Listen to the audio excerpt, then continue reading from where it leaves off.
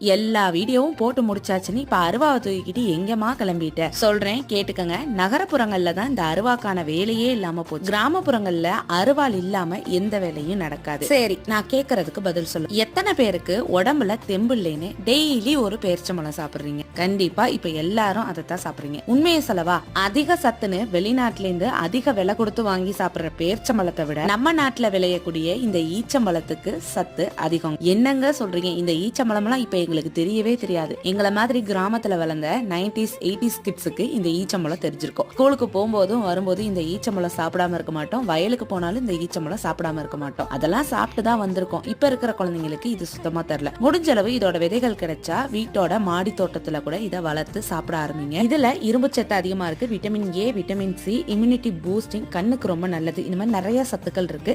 இது காயா இருந்தா கூட தண்ணியில போட்டு 2 நாள் கழிச்சு சாப்பிடலாம், இல்லாட்டி வைக்கோல்ல போட்டு சாப்பிடலாம். பிடிச்சிருந்தா லைக் பண்ணுங்க.